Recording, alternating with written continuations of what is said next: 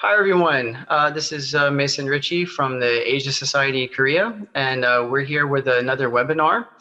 This time we're taking a snapshot of the Korean Peninsula at the end of 2021. And we've got three excellent speakers who are going to be joining us today to talk about politics and economics and security on the Korean Peninsula. We call this a snapshot. And of course, I think what's interesting about a snapshot is that, of course, it shows you a moment in time, but of course, there's a pathway for getting there. And then there is what comes after the snapshot. And I'm hoping that we'll be able in some way to put all of those three things together. In part because we're bringing together three chapter authors from a recently published book with Routledge called The Future of the Korean Peninsula, Korea 2032 and Beyond. I happen to be one of the co-editors for that, full disclosure, as well as one of our speakers today, David Tizzard. And so the point of this book was to talk a little bit about the history of the Korean Peninsula and the two Koreas, what unites them, what divides them, and then talk a little bit about what type of pathways we can imagine for the peninsula moving forward for roughly the next decade. So with that in mind, I want to go ahead and announce our bios for the three speakers today. I'll try to do that as efficiently as possible. I guess I would just tell everyone to please go in and take a closer look at the website and see all of their remarkable and miraculous achievements, which I don't want to go into in great detail because it would take too long. But I'll start with Dr. Duyeon Kim, who is an Adjunct Senior Fellow at the Center for New American Security, and also a columnist with the Bulletin for Atomic Scientists.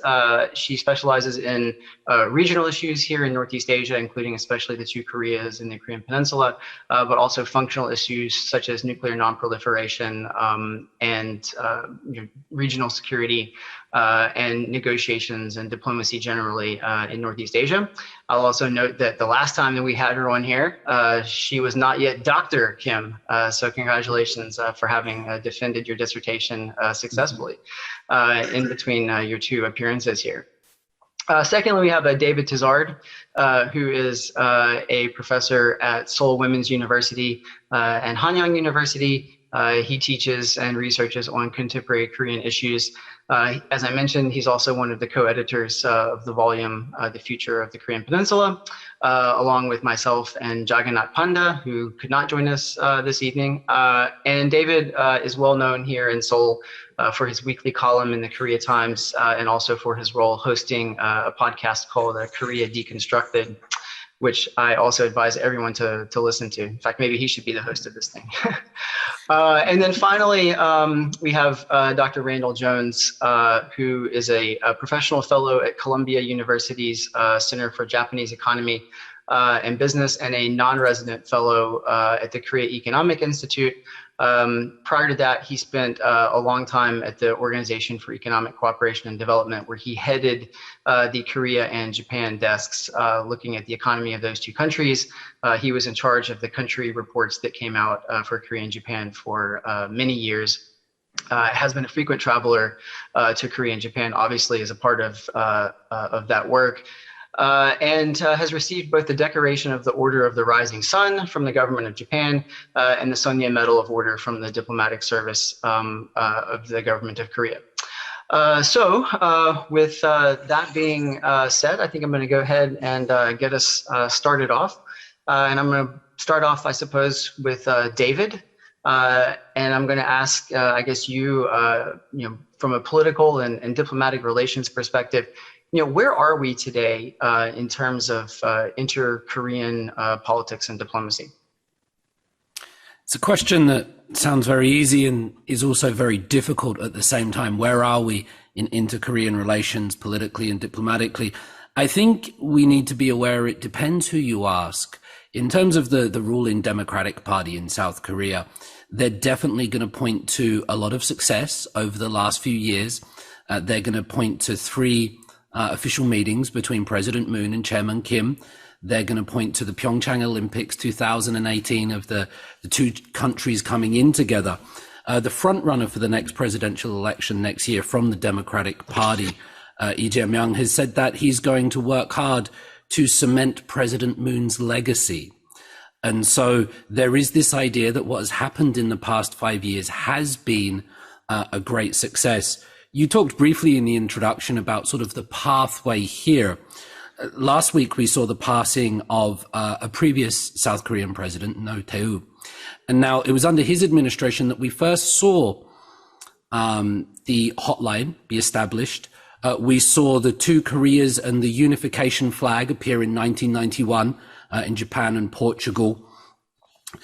Forward from that, in Kim Dae-jung's administration in 2000, the two Koreas were together in the Sydney Olympics, coming in again under the unification flag. We also saw the summit between Kim Dae-jung and Kim Jong-il. So it seems to me that all the things that we're seeing at the moment, we have seen them in various stages before. There is this idea that we're living through a historic moment, and certainly that's been a lot of the feeling from the ruling party and the media narrative. A closer look at history suggests to me that there's nothing quite new that's been happening. We've had 3 meetings instead of 1. The new things might be with President Trump when he was meeting with Chairman Kim Jong-un. That was certainly unprecedented. COVID has been unprecedented. From the ruling Democratic Party, they're going to say that we're in a really good position in terms of inter-Korean relations, and they're going to point to all this change. It certainly helped people feel a lot safer. I think the conservative opposition, they're going to say we're nowhere. We're losing liaison buildings. The hotline is on and off. We've seen issues of free speech and hot air balloons. And so they're going to have a much more negative opinion of where we are right now. I think for the average person in the street of where we are in between the two Koreas, we're not seeing the attacks that we saw a few years ago, whether it was the sinking of the Cheonan, the bombing of Yeongpyeong Island. We haven't seen any of those quite recently. And I think amongst the South Korean population, there's less fear, animosity towards North Korea. It might be helped in some ways by the arrival of things like Crash Landing on You and Sebyok, the character in Squid Game. It all sort of builds into a warmer feeling of North Korea. But to try and answer the question, where are we politically and diplomatically? Everyone will have their different perspectives. I'm not really sure that we're further down a line than we were before. That's how I see the situation. Great, thank you. You know, as I said, we have a snapshot here, and I thought to myself, you know, as you were talking about where we are in some way, that, you know, as we're coming into the end of the year, I mean, one snapshot in the South is that we're entering into a, you know, presidential election season here, and of course, you know, what things are going to look like for the next 5 years will, you know, certainly be partially dependent on that. So we see this sort of transition period politically here, and at the same time in the North, and I'm sure, you know, Randall can talk about this in some way.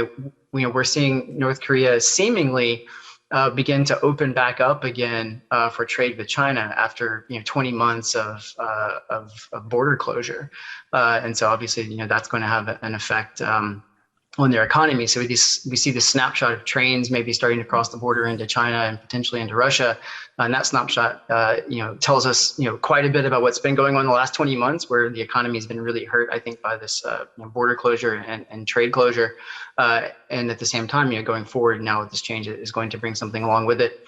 I also note, you know, you mentioned you know, a few things regarding, you know, diplomacy and you know, North Korea's relative lack of intense high-level provocations like we saw with, you know, nuclear test and ICBM test, at least. And even though North Korea's continued to test, you know, at least diplomatically, it seems like they're starting to get some credit from the international community. You know, China and Russia have both recently sponsored draft resolutions in the Security Council requesting that sanctions be partially lifted because of the, and I use this term in scare quotes, good behavior that North Korea has demonstrated, according to them, over the last couple of years with a cessation of nuclear tests and ICBM tests. So it seems like there's a little bit of movement happening there. Obviously, I don't think anyone thinks that the sanctions are going to come off anytime soon. But at least in some ways, the PR isn't only a victory for the South with Squid Game and BTS, but apparently also at least a little bit with Moscow and Beijing. So with that sort of background, I guess, and transitioning a little bit from domestic politics to looking towards the security situation in East Asia, I think I'll turn things over to Duyeon. And I guess sort of ask you the same question. Where are we today in terms of Korean Peninsula security, and how does the peninsula fit into larger regional issues? Well, first, thanks, Mason, for having me join this distinguished panel and talk about it's a very timely webinar that you're hosting with the Asia Society. And of course, thank you for your generous introduction in the beginning.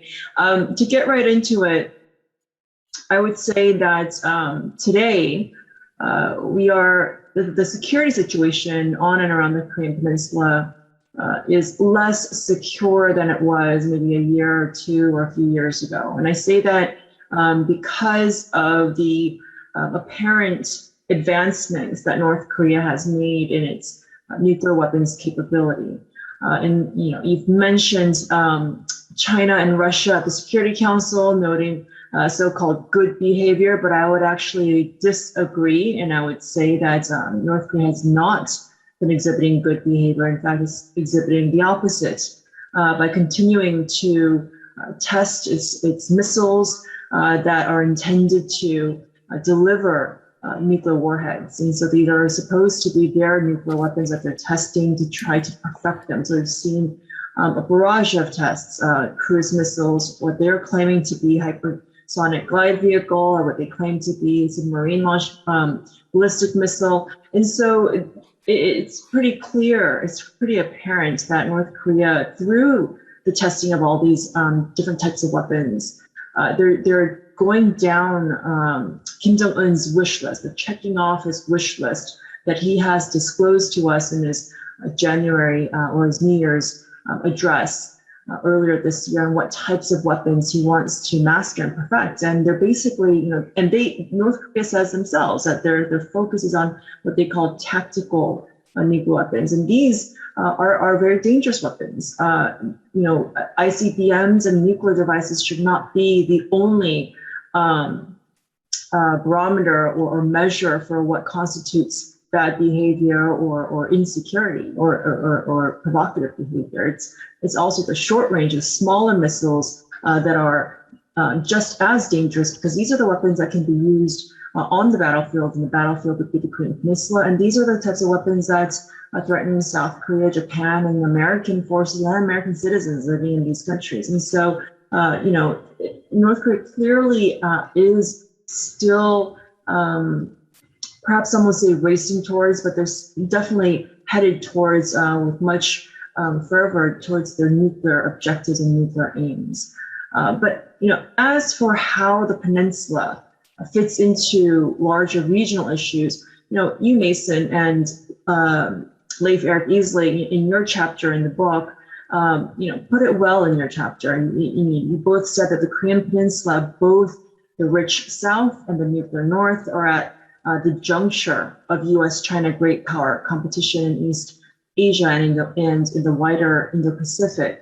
And I think you both put that very nicely, calling it at the juncture of that great power competition. The U.S. and South Korea alliance really is a critical part of the U.S.-led security architecture in the region. We often hear Korea being described, or South Korea being described, as a linchpin for the security and prosperity of the Indo-Pacific region. And the alliance certainly continues to help to deter another Korean War. And along with the U.S.-Japan alliance, the U.S.-South Korean alliance, it also helps to check China's rising power in the region. So, the presence of U.S. forces on the peninsula has generated a security dividend that has allowed South Korea and Japan basically to flourish economically and politically until this very day. So the U.S.-South Korea alliance contributes to upholding international norms and maintaining a rules-based order and stability in the region, which is undergoing, as we all are observing, significant changes across all domains: political, economic, security, geopolitical. But in stark contrast, North Korea, as I mentioned, poses a multifaceted threat to peace and stability on the Korean Peninsula and in the region. It's not just the nuclear weapons are not just destabilizing for the peninsula; they're destabilizing for the region. With their advancements in the nuclear weapons capability and their provocative behavior that I mentioned before. But it's also Pyongyang's treaty relationship with Beijing, with China. Although that relationship is very complex and wrought with mutual distrust, nevertheless, it contributes to both uncertainty, maybe some would call instability or insecurity, and cooperation at varying points in time, depending on the geopolitical dynamics of Washington, Seoul, and Tokyo. So the strategic importance of the North Korea-China alliance involves both countries seeking to ultimately rid the region of U.S. presence and influence. And both Beijing and Pyongyang have attempted to drive a wedge in the U.S.-South Korea alliance. Again, super way to start us off. If I can just briefly, jump in with a sort of one small follow-up question before I turn to Randall and ask essentially the same question, but then about economics. You talk about the Korean Peninsula as the sort of juncture in the those were your words. I quoted your words. Yeah, well, it would be really terribly arrogant for me to quote myself, and then so I'm just going to quote you and assume that it's okay. The sense that the Korean Peninsula is at this sort of interesting friction point between Washington and Beijing. Yet I get the impression that in some ways the Korean Peninsula has been, at least North Korea, has been downgraded a little bit in importance compared to, for instance, what we saw under the Trump administration. First of all, would you agree with that? And if you do agree with that, why might that be the case, and how could we maybe imagine that evolving going forward? And if you disagree with that, what do you think is the state of U.S. Attention to the Korean Peninsula, notably with respect to North Korea? That's a good question. I would not characterize it as being downgraded, although I understand why observers and experts and stakeholders might use that word to describe or characterize where the North Korea issue might be on President Biden's agenda.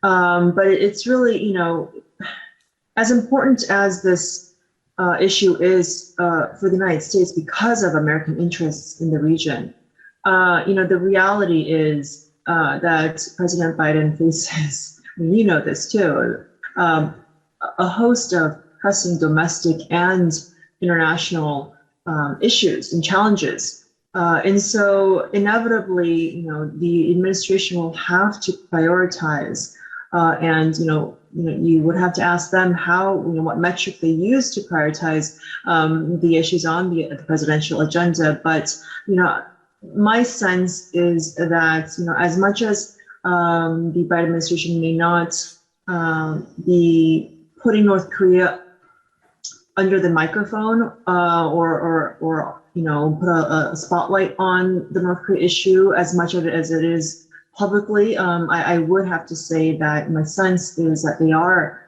very much concerned and very much working hard behind the scenes to try to figure out a way forward. Okay, great.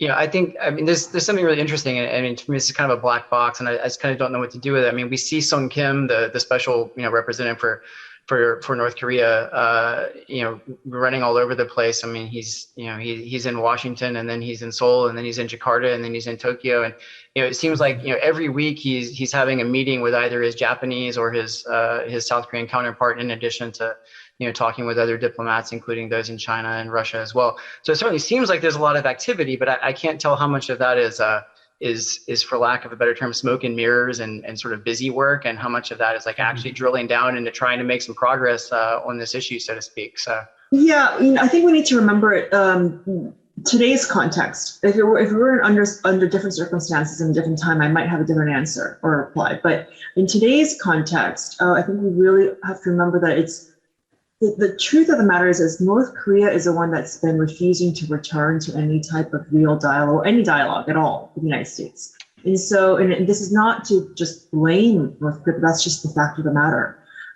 So that's a huge part of the equation. You need to have your counterpart show up at the table. And so in the meantime, until North Korea decides to return to the dialogue table, I think, Ambassador Sung Kim is doing what he should be doing, and he's doing his job very well in proactively coordinating with allies and even talking to other partners in the region. And trying to figure out a way forward, even while everybody is waiting for North Korea to return. Great. So that sort of slightly loops back, I think, with something that David said earlier, this idea that, the Blue House here, the Moon administration, they say, we're at point X here, and this is an advancement over where we were before. I think the U.S. Diplomacy led by Sung Kim here, at least I think in part, is trying to support the Moon administration in that evaluation, and I would be interested to know to what extent the Moon administration really is satisfied with this outreach and this effort, and to how much it's on the U.S.'s part, and at the end of the day, how much the Moon administration really thinks, look, this is mostly North Korea's problem. They're not answering the phone, figuratively or literally. Thank God Sung Kim's doing his best, and we're happy that No Kyu-duk's doing his best as well. But you can't make the horse come to water. So I'm sure we get a chance to come back and talk a little bit about how the domestic politics factor in with this as well. For right now, I want to turn things over now to Randall Jones. He's been very patiently waiting, and essentially I'm going to ask sort of the same question: where are we today in terms of the economies of the two Koreas? And to what extent are there really major differences between the two, and to what extent are there potential complementarities? Well, thank you very much, Mason. I'm very happy to be here today. I'd like to show some slides. All right, let's set you up to do that. It's easier to try to show the situation in a couple of pictures than to try to describe it. Sure. So I should have you now on sharing, and we should be ready to go. Okay, slideshow. So for North Korea, this is a very, very difficult time. This chart shows the blue bars are the level of real GDP, and the black line is the growth rate. Before I explain these figures, I should add a health warning that we don't have many economic statistics from North Korea. So these are estimates from the Bank of Korea in Seoul, but they're the best we have probably, and they're widely cited. So 2016 was a high watermark. Real GDP was about 35 trillion, the highest since the 1990s, since the collapse of the Soviet Union, and growth was 4%. And then the sanctions hit, and we had 2 years of minus 4% growth, a large contraction in North Korea. And then it stabilized in 2019, but then the pandemic hit, and North Korea closed the border with China and Russia. And so we saw a severe contraction, estimated at 4.5% by the Bank of Korea. Other people say as much as 10%. So North Korea is in a very, very difficult situation. The level of GDP is down to 31.5, which is the lowest since the 1990s, when we were in the arduous march and the tragic famine. And of course, we've heard Kim Jong-un say the words arduous march again. And he's pointed out in July, he said about food shortages, the people's food situation is now getting tense. So we're in a very difficult, dangerous situation in North Korea. Yesterday, the state media suggested eating black swans, which gives you some idea of how bad the situation is getting. Part of it is trade has collapsed. North Korea has always been very isolated, very autarkic, but it's gotten much worse. So in 2015, we had $9 billion of trade by North Korea. About 1/3 was with the South. But then we had the closure of Kaesong in 2016. And so North-South Korean trade has stopped. It's come to a stop. So China's trade with North Korea has continued. Both sanction, that declined as well. And then with the COVID, that was even more effective in closing off North Korea's trade than the sanctions, we're down to only 500 million. So North Korea is totally even more isolated and more cut off from the rest of the world. So South Korea, on the other hand, South Korea, of course, is a developed country. It's part of this 30-50 club, one of 7 countries in the world that has per capita GDP income of more than $30,000 and a population of more than 50 million. So out of the 7 countries in that category, Korea has come out of a very strong position from COVID, a decline of GDP of only 0.9% last year, compared to almost 10% in the UK, 8% in France, 3.4% in the US. So South Korea has emerged in a strong position, partly with their advantages in semiconductors and IT. The whole COVID pandemic has favored those industries. So we have South Korea kind of reemerging even stronger than before, North Korea going through a severe crisis. So this has driven the income gap even wider. Back in the 1960s, the 2 countries were somewhat similar levels. With South Korea's takeoff, we've seen a huge gap emerge, and this has continued in the past decade as North Korea has stagnated and even declined. So if we look at the levels in 2020, gross national income in South Korea, nearly 2 trillion won. It's about 57 times higher than North Korea. It has double the population. So on a per capita basis, it's about 27 times higher. And so we see a complete mirror image, one of an extremely strong economy and one that is going through a very difficult time. There is a complementarity, and that is demographics. South Korea is the most rapidly aging economy in the world. 2015, among the OECD countries, the 38 countries that are advanced, it was the 4th youngest population. That given the birth rate of 0.84, by 2050, it will be the oldest population based on this elderly dependency ratio. It'll be the oldest along with Japan. So already in Korea, the working age population is falling. 40% of small and medium companies in Korea say they have a labor shortage. So Korea is going to go through a very hard time, as Japan has been, of labor shortages because of a falling population. And there, North Korea could be a partner in that sense. They have a fertility rate of 1.9, close to replacement, and they have a large share of the population is children, 0 to 14. So in that sense, we see a potential complementarity that would help both countries going ahead. So let me stop there and talk about this in detail as you wish. Great. Wow, that was a lot of data. You should have given us a health warning on data overload. So, if I may ask, one thing I didn't see in there is natural resources. I mean, to what extent is that a complementarity between the 2 economies potentially, and to what extent is that perhaps a bit overblown or a bit exaggerated? Well, the key natural resource has been coal, because North Korea has been exporting large amounts of coal to China, which faces energy shortages. So if you look at North Korean exports prior to sanctions in 2016, 42% of their exports were coal to North Korea. And that was playing a big part before the sanctions. Looking ahead, South Korea has no need for coal. In fact, under the net zero by 2050, South Korea should close all their coal-fired electricity plants. The other raw materials in the north are not so significant. Overall, about 60% of their exports are raw materials.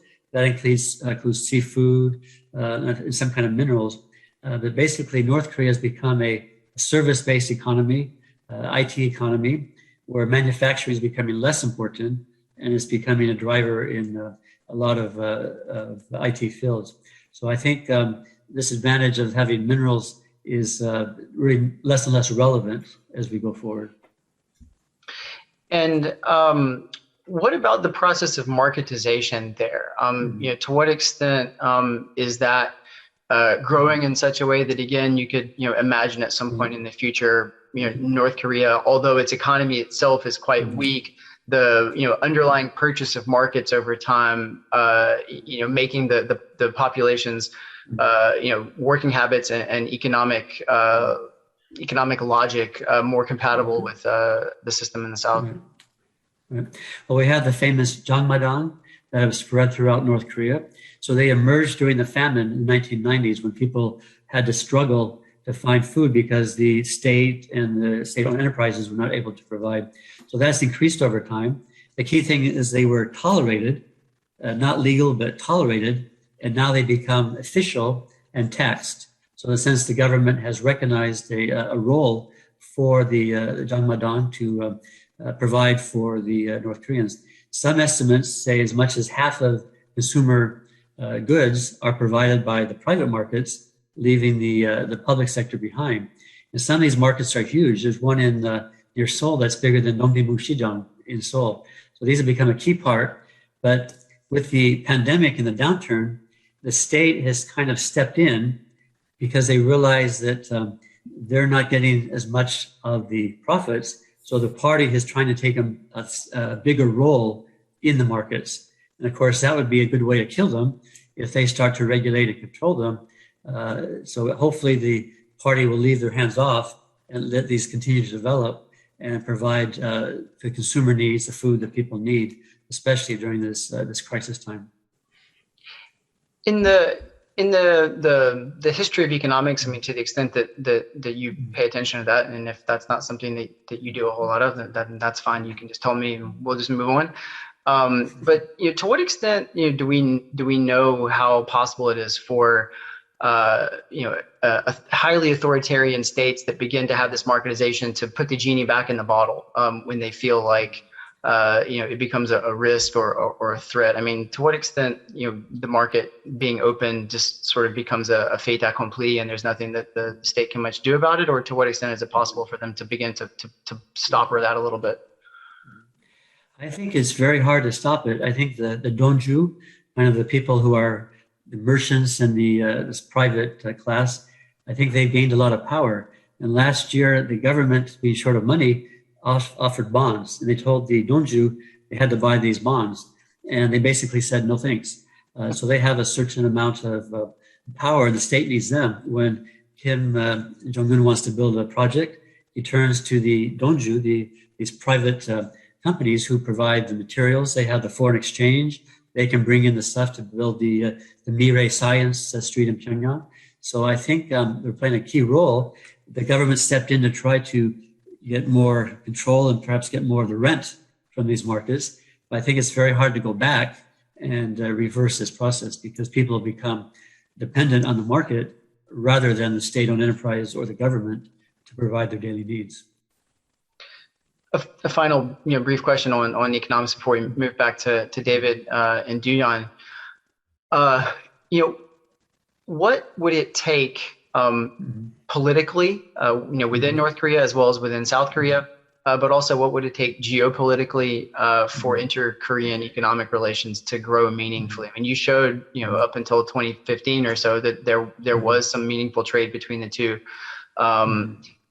To what extent can and what might be the conditions by which we can imagine that to start to function again? And if so, what kinds of cooperation could we imagine? Mm-hmm. Well, the key is, first of all, getting over COVID so that North Korea can open up to the north, to China and to Russia. And second is easing the sanctions. And I don't see it as a one-time thing where North Korea gets rid of all the nuclear weapons and everything's completely open. But we need to start a process where we move towards some sort of control in North Korea's nuclear side and more opening.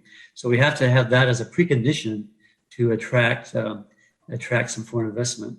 And then we need to have a South Korean government that's going to subsidize it, because we look at Kaesang, that was half government financed, half private sector financed. So we need to have a government like South Korea that's willing to provide the infrastructure that's necessary for a modern economy. And that worked in Kaesang because they're right next to the border, the DMZ, and the South was able to provide electricity, water, what have you. And so we need to have North Korea accept these, expand Kaesang, reopen it, expand it, start other Kaesangs, and that would allow some convergence to start. I'm a strong believer in the idea of convergence, that if countries pursue good policies, the poor ones will catch up. And of course, South Korea has caught up very rapidly during the last 60 years.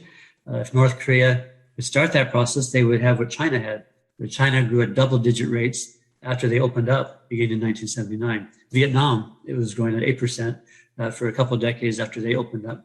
So North Korea has that potential, but we have these two preconditions as COVID and sanctions, and then we have to have the will of some investment from the outside to help kind of ignite the process. Great, thanks. Super detailed answer. I appreciate that.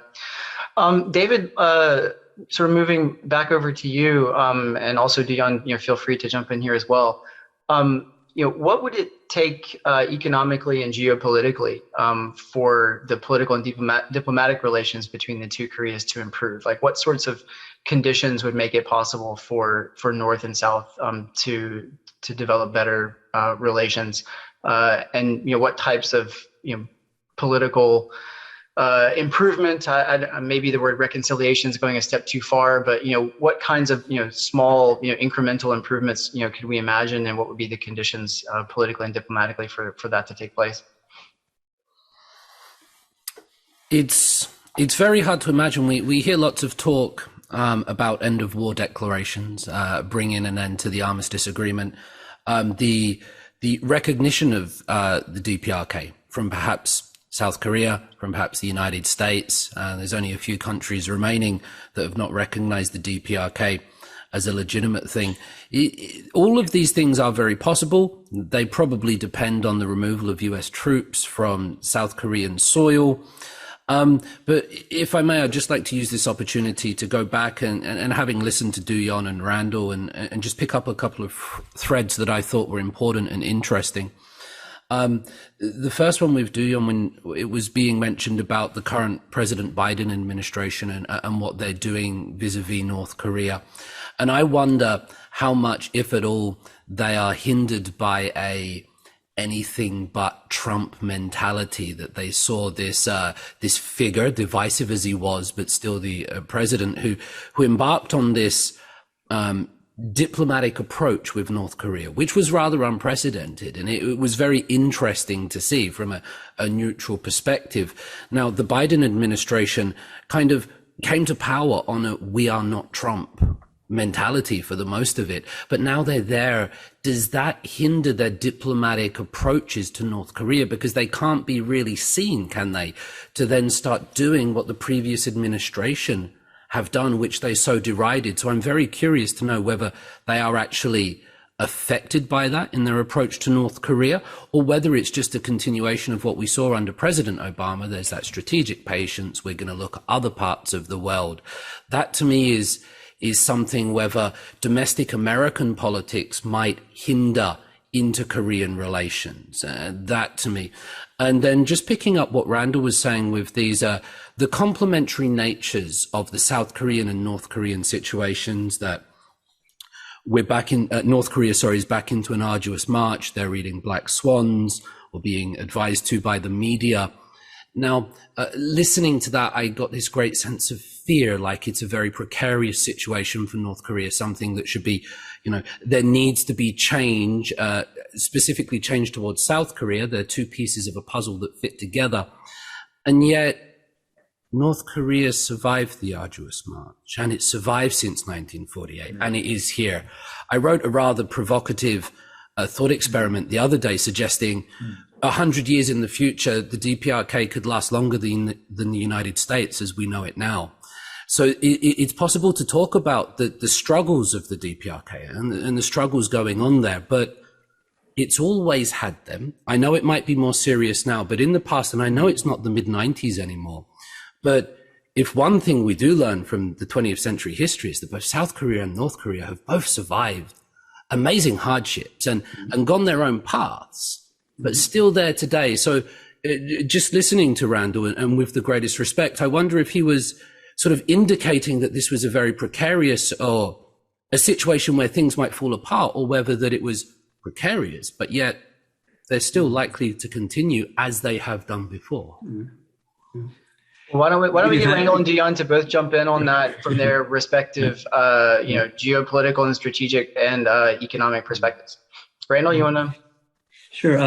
I guess I was taking this as a sign that maybe North Korea will be more willing to open, because I know they're willing to sacrifice. The leadership can endure with great hardship and even famine in the country. But I think maybe it leads to an opening where they say maybe we should turn to South Korea and let Kaesong be opened and take the steps necessary to go in that direction. So I see it more not as an existential threat to North Korea, but more something that might prompt them to take the steps necessary to reestablish some kind of mutually beneficial relationship with the South.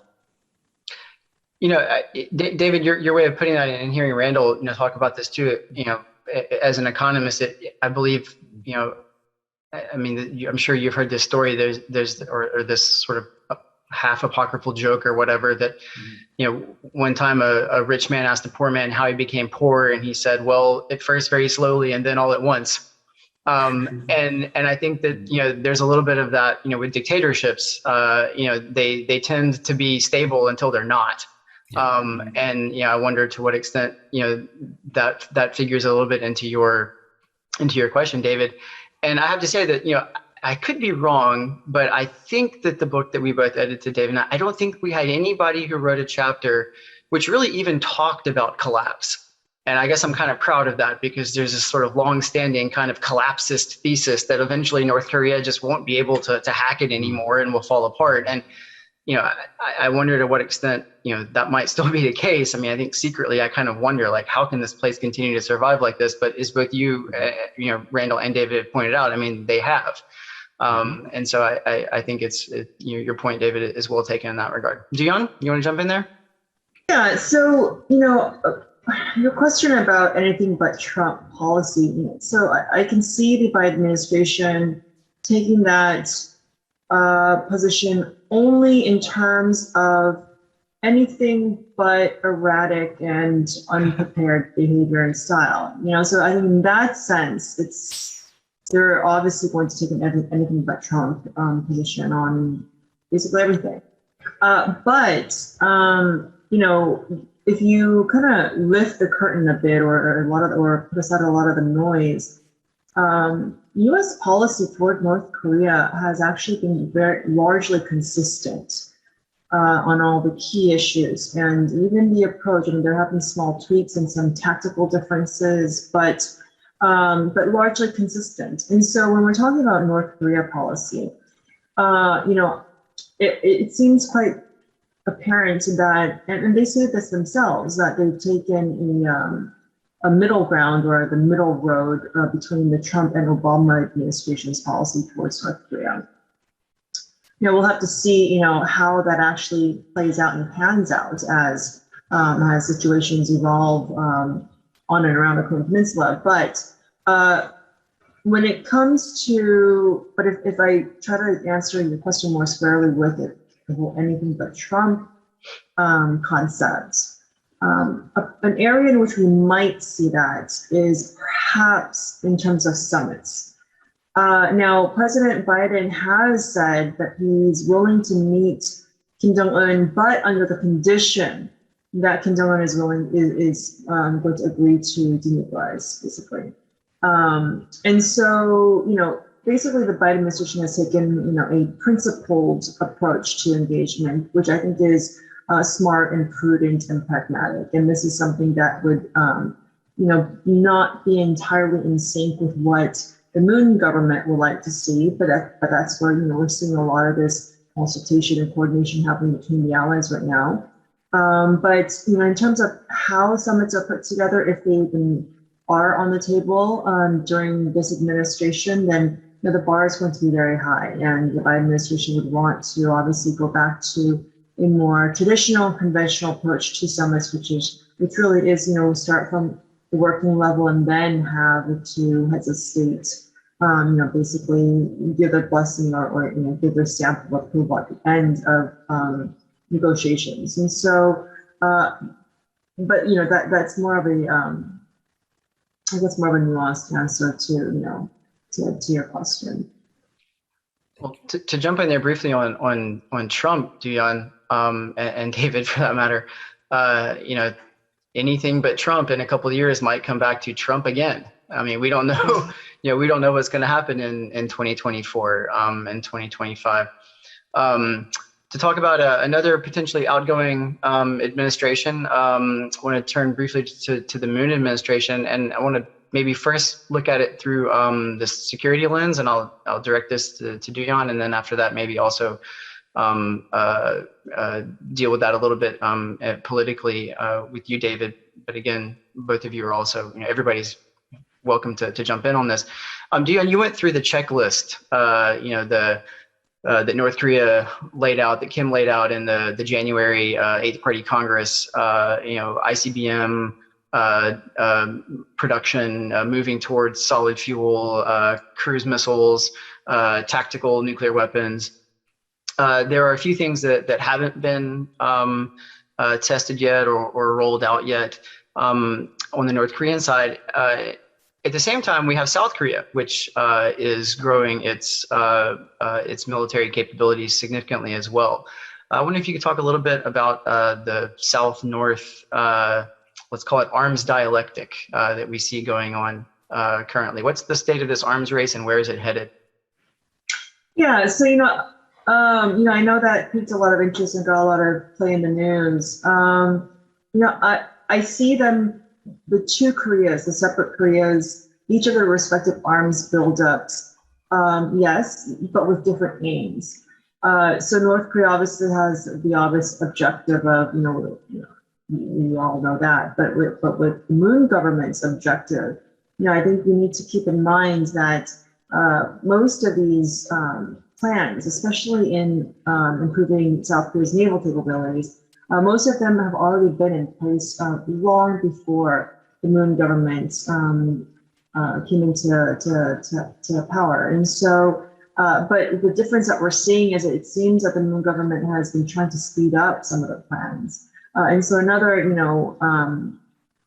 more granular look at this is, yes, the Moon government boasts that it is spending the most on defense, and it points to that, and it boasts because it says they claim that that proves that they are they care about deterrence. That's how they frame it. Now they are spending a lot, but the more granular factor here is that insiders, especially in the National Assembly, who have seen the detailed budget breakdowns for these budgets, they basically say that the new government has been shortening the time period for these defense procurement plans and budget requests to the National Assembly. So that in effect has raised the yearly spending. And so that contributes to why they're spending so much. But there's a political factor here, which is quite apparently to try to meet the requirements set out by Washington in terms of trying to bring a transition or wartime operational control back from Washington to South Korea. And so again, the political aim is to try to justify and to make the argument, which they have been saying blatantly, that they care about defense because they're spending so much on defense, they care about deterrence. And so they want to bring that back. And so there are political aims. But the other political aim here, the reason why they seem to want to do that is because they want to ask for maximum flexibility from President Biden on his approach to North Korea. So to say, we care about deterrence. Look, we spend so much. Therefore, can you please be far more flexible than you would originally set out to be on North Korea, because we've got it covered here on the peninsula. I mean, that's basically what the message that they're trying to make. I'm going to hit you with a cheeky question here. Of course. It wouldn't be Mason without a cheeky question. Seoul or Pyongyang, who gets the first nuclear-powered submarine? Oh, my goodness. Well, that remains to be seen. We'll see. I mean, there's so many factors at play. But I mean, if people really want to keep calling this a nuclear or an arms race or a race, if they keep wanting to use that word, then sure, fine, we can try to see who wins and crosses the finish line first. But I think both countries are a ways away until they get there. Got it. Switching over briefly to politics, David, we're heading in, as I mentioned at the beginning, as we're heading into election season here. We've got Lee Jae-myung, who's going to be the candidate for the progressives for the Democratic Party. Then we've got a number of conservatives who are running. We've got Yoon Suk-yeol and a number of others. Where are we? I'm not asking you to predict the horse race. I think what I'm really going to ask instead is more like, based on history, but also looking forward from the current situation we're in now, What type of different approach towards North Korea, towards the U.S. ROC alliance, and towards even China might we see if the progressives win here versus the conservatives in the upcoming March presidential election? Very good question, Mason. I'd like to start by congratulating you on arms dialectic. I think that's a great term. I found it strange that recently I was asked to comment in the media congratulating South Korea on their missiles, but then condemning North Korea for their missiles. We do see this going and our perceptions of them. But I would then take some slight umbrage with your description of North Korea, with the Moon administration or Lee Jae-myung as the progressives. Not quite sure that they're the progressives in the South Korean sense. I'll try to get to that and expand on it.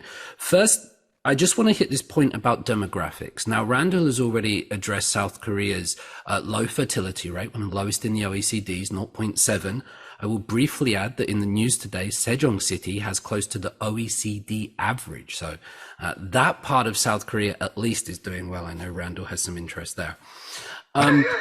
Because, and Duyeon has also mentioned the speeding up of military spending, how that's going under the Moon administration. There is demographic issues here in that military conscription for every South Korean male, the pool from which South Korean military can choose from is shrinking. They're having to, they're having to tighten some of the restrictions that were previously there on tattoos, on back tattoos. They previously exclude those people from doing military service. Not much more. They need every available person to come and serve in the military. There's also the gender issue that's come into this as well, politically. With every male serving close to 2 years, it's different according to their position and status, but with every male serving, let's say 18 months, now with gender equality becoming a very serious conversation in South Korean political, cultural and social circles, that's being addressed. Well, do we make the female population of South Korea do it too? Or do we remove the male population from doing it? That's a really important issue that there is no correct solution to it. It needs to be addressed, those demographics. Now, the conservatives previously in the past in South Korea, the main opposition party, they've always sort of seemingly dealt with North Korea on a basis where there needs to be some reciprocation and there needs to be requirements met for there to be engagement. There's not going to be money sent. There's not going to be meetings without North Korea doing something first. In that sense, it's very interesting that the South Korean conservatives, in my mind, are closer to the American Democratic Party.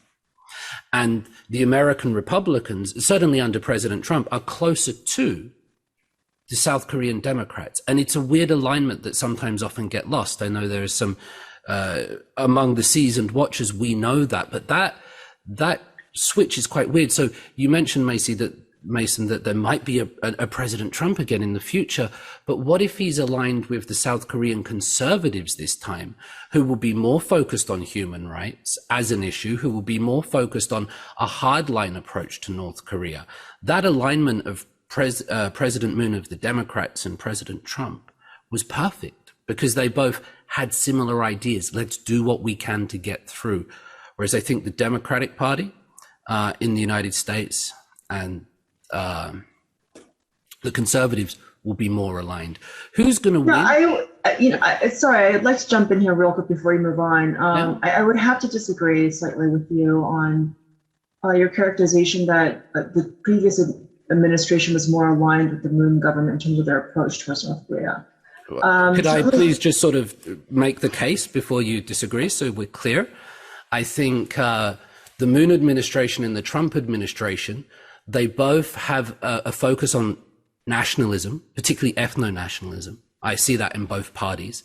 And I saw them both willing to meet with North Korea for the betterment of their own legacies. So that's how I see that happening. Please do. Well, sure, nationalism, but if you look at U.S. policy towards North Korea under the Trump administration, it's actually not much different at all from previous administrations and the Biden administration in terms of principled engagement. Sure, Trump with the summits, that's a big caveat there.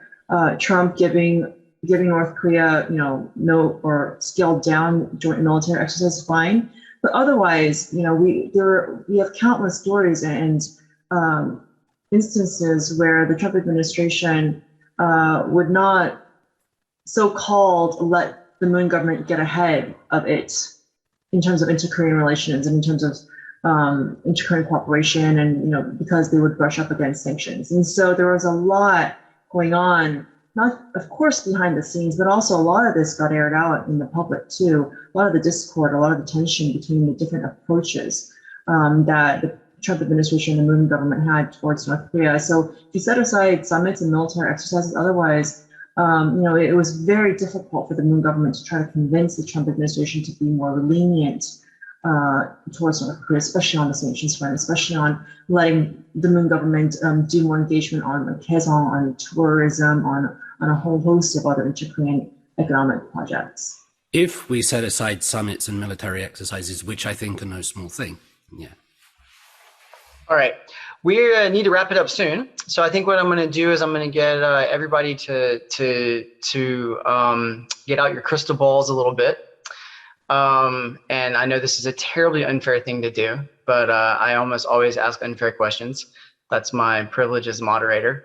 So obviously, I think it's really hard, of course, to predict what's going to happen here on the peninsula, really under any time frame. But I think especially looking out very far ahead is just tough. There's so many variables, so many things that we don't know are going to happen or not. But in the short to midterm, let's say the next year or two out to the next 5 to 10 years, where is the peninsula likely to be in your respective domains of expertise, economic, political, diplomatic, and security relations? And how should interested parties, whether that be other states, businesses and enterprises, NGOs, how should these potentially interested parties in the Korean Peninsula be positioning themselves for having whatever type of impact they want to have here?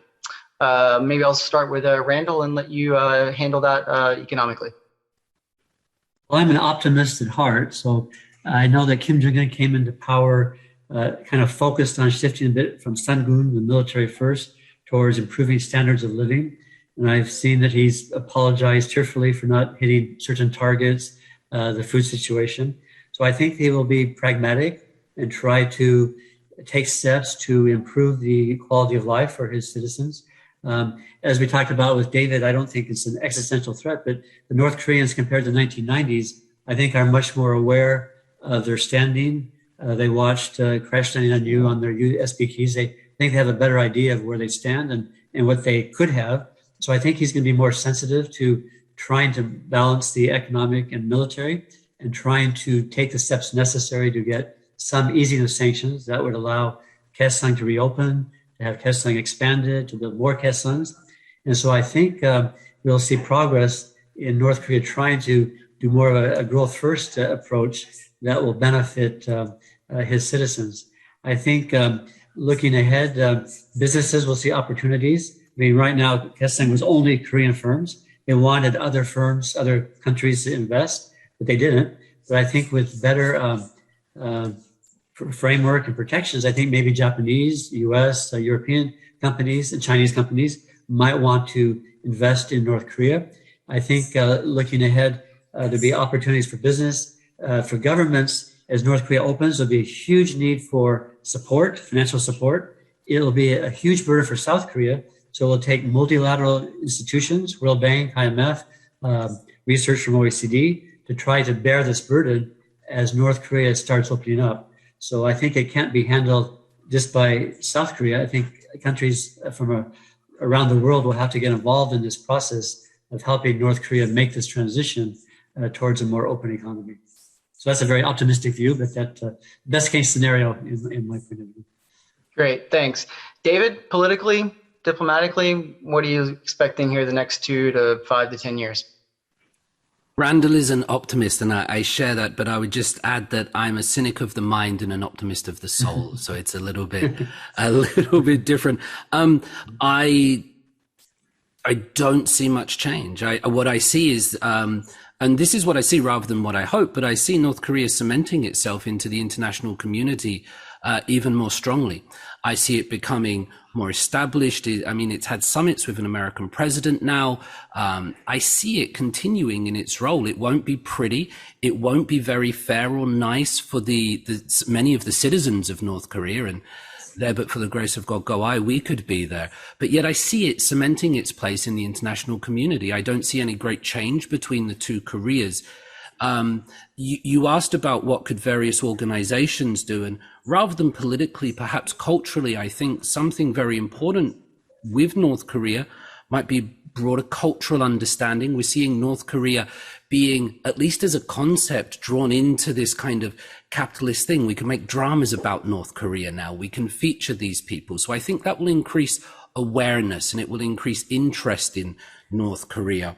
As insignificant as it might sound, that increased awareness, I think, will only bring further understanding and better appreciation. I would also suggest that certain events like World Cups, like the United Nations, like Olympics, things like this, the more North Korea is engaged in those things, it might reduce the possibility of any kind of unification or opening up of North Korea, but it will provide greater engagement and it will allow North Korea to do what it wants to do. Duyeon, take us home. Where are we going to be in terms of security relations over the midterm, 2, 5, 10 years? Are things going to get better, worse, more, stay the same? No, it's very uncertain. And I do want to weave in an answer to your previous question that I don't think anybody answered in terms of the South Korean presidential elections and how that might impact basically everything. Please do. So, there's so many factors at play that we can really, and so many threads that will be a whole other webinar. But to put it very simplistically, and it's unfair to do that because it's so complex. But to be brief, if there is another left of center government in South Korea, then that certainly has implications in terms of the U.S.-South Korean alliance relationship. And then it will also have implications for the South Korea's relationship with Beijing and, of course, with North Korea. So very simplistically, a left-of-center South Korean government will prioritize inter-Korean relations, will want to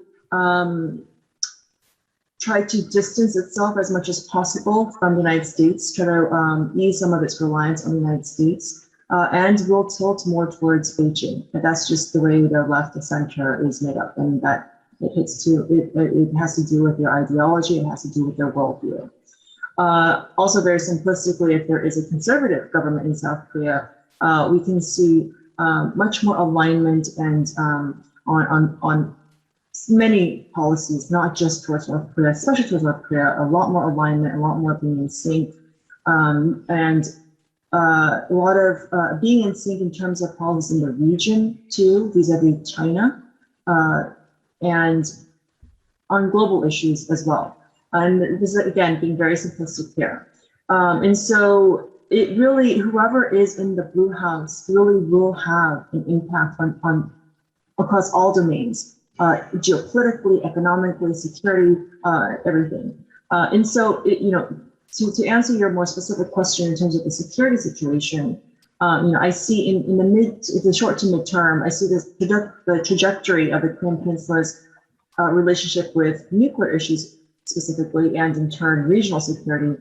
I see it being shaped by inter-Korean and geopolitical factors that could alter both Korea's strategic calculations, as well as impact the region and the world. And some of that I mentioned in terms of the political dynamics and factors, but some potential outcomes could be triggered by any of 3 general scenarios in the short to midterm. One is a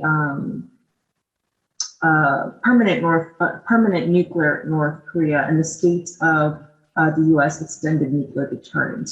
Now, this could impact Seoul and Tokyo's nuclear choices, and in turn, potentially lead to or not lead to a nuclear arms race in the region. And a lot of this depends on U.S. policy towards North Korea. The second is China's strategic future. and the threat of an increasingly assertive China that is also armed with more advanced strategic capabilities could displace or compound that in Pyongyang for Tokyo and Seoul. Now, this potential future phenomenon could impact Seoul and Tokyo's nuclear choices as well, could impact a potential nuclear arms race in the region.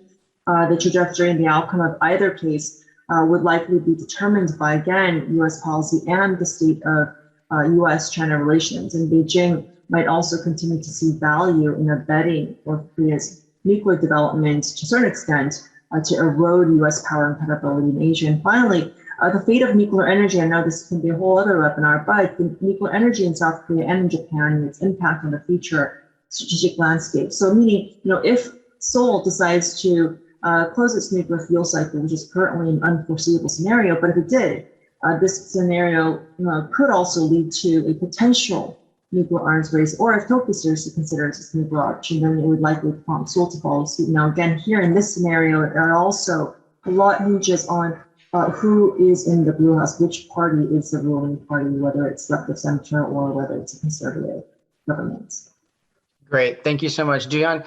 I think it was Einstein who once said something to the effect of, your model should be exactly as simple as it needs to be and no simpler. And so you referred to your model or your way of describing this as simple or oversimplified, but I think that was exactly right. I think that was that really captured it. So with that, I think I'm going to bring us to a close. I want to thank Randall Jones first, the optimistic, dismal scientist. I want to thank David Tizzard, the optimist of the soul or the heart, I guess, and Duyeon Kim, the Einstein of the Korean Peninsula. So thank each of you for joining us today. I think it was really rich. We covered these three incredibly important areas of economics, security, and politics and diplomacy on the peninsula. We've taken this snapshot and we'll see obviously how things turn out over the next 6 months with election season here and North Korea opening up. And lastly, I want to thank everyone for sticking around for the hour and listening to these three great minds tell us their thoughts about the state of the Korean Peninsula. Thanks, everyone. Bye-bye.